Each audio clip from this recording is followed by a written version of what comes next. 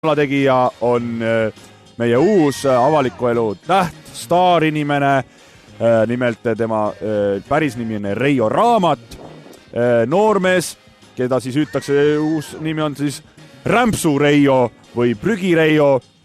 Kohe saame teada, mees sai siis tuntuks eelkõige sellega, et viis siis Rämpsu prügi lipujaama oma olmeprügi ja selle seest leiti siis ka ühe tütarlapse Alasti pildid ja need sattusid kõik siis internetti ja oi, kui palju rõõmu meil nendest piltidest siin jätkub paariks nädalaks. Ja meil ongi siis telefoni otsas Rämpsu Reijo Raamat, tervist! Tere! No Reijo, räägi siis meile, miks sa seda prügi, see ei ole esimene kord, kui sa prügi viid sinna kohta, kus seda ei ole vaja viia. No muidugi ei ole selles mõttes, et ma viin alati prügi.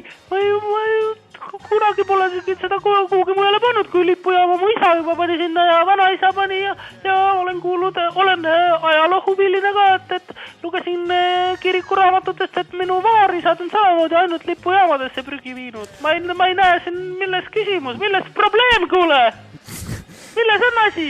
Vaata, asi on selles, et sa oled ennem sinna viinud, sa oled sellest trahvi saanud. Kas sa sellest aru ei saa, et sinna lipujaamadesse ei vii sina Rämpsu Reijo oma prügi? Miks ei või? Sa pead prügikasti selle panema sorteerima. Millisesse prügikasti lipujaama peab panema? Prügi oli igal pool ajalehed, kui kirjutas, mine vii lipujaama, Reijo. Ma läksin viisin, no milles asi on? Asi on selles, et lipujaama pidi sellel päeval viima, kui sa metsalt viid prügi sorteerima ära, viima lipujaama. Sina viisid sinna, vaatan siit internetist, viisid sinna ka oma girlfriend'i või mina ei tea, kes see on, ühe tütarlapse Alasti pildid. Kes see on? Minu jaoks prügi.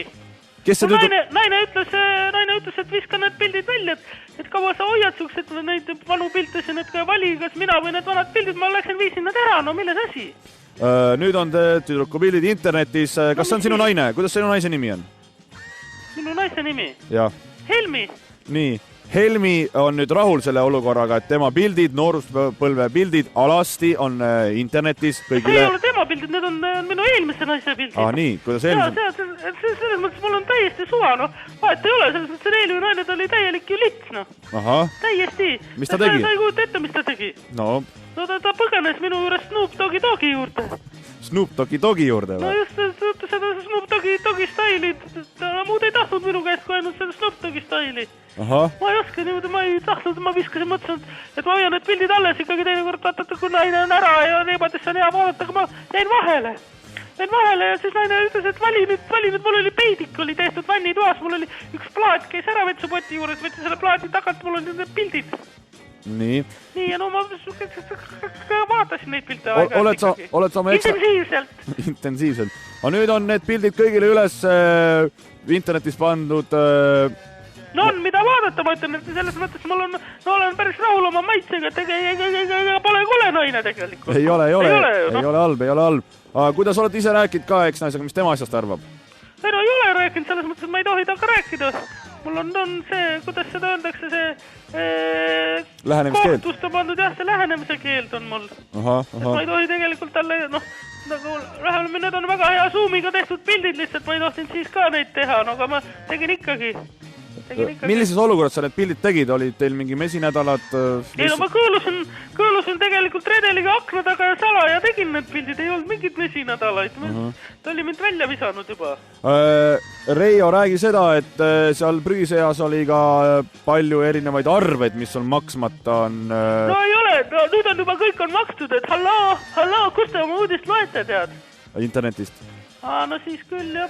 Ei, muidu on küll täitsa makstud on juba osad. Aga näiteks arved, mis on saadetud teile erootikakeskusest Ütsi, suur 4-meetrine kummist kaelkirjak, maksmata, käerauad 42 paari maksmata, libesti 3 liitrit purgiga maksmata. No jaa, aga ma näiteks Ashton Kutcheri kujulise sukse karvase tildo maksin kohe ära sularahas koha peal. Ahaa, no mis te selle kohta nagu öelda on? Vot ei ole, aga tähendab, küsin nagu siis tuleviku kohta, et Reijo... Mul on siin natuke olen vannitoas praegu, et mul on siin näiteks tegemist, mul see plaat ei tule ära, ma vaatan siin pilti. Reijo, pärast tegelege endaga, et paar küsimust see, et kas te nüüd saate aru, et ei tohi viia prügi sinna lipujaamadesse enam see... Jah, jätkake.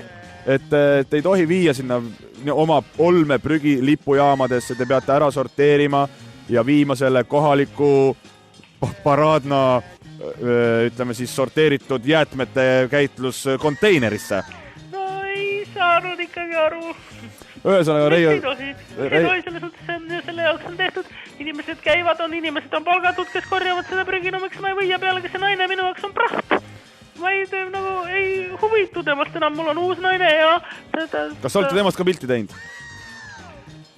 Jaa, olen, aga ma vist ei toetinud seda kõva häälega öelda. Olen küll, ma plaanisin, kui ma nüüd kunagi uue naise jälle võtan järgmine aasta, et eks ma viskan siis tema pildi ka nüüd välja ja aga ärge visake ära internetist värskeid naisi. Aga pange need kohe interneti üles, mis te sinna ikka prügi viskate? Ma olen tegelikult juba salaja pannud, aga ütleme ilma näopildita. Ma olen pannud neid üles ühele leheküljele küll, jah. Igatahes, Reijo, saan aru, et teie näol on tegemist seksisõltlasest rämpsutajaga, kes... Ma ise kutsuksin ennast pigem ikkagi perverdi rivoks või? Reijo. Rivoks. Ise, et te olete selline rämpsu, Reijo... Perverdi rivo! Olge nüüd tasa, meie jaoks olete te ikkagi masturbeerijast rämpsu Reijo, kes ikkagi maailma asjadest üldse aru ei saa ja siinkohal tahtski teiega intervjuu lõpetada ja soovida teile ilusat päeva. Kas ma võin ka midagi öelda, et pange kõik minu koduleheküljele endast paljaid pilte ja kutsuge mind külla, ma teen teist ise pilti. Halloo, tšau! Tšau!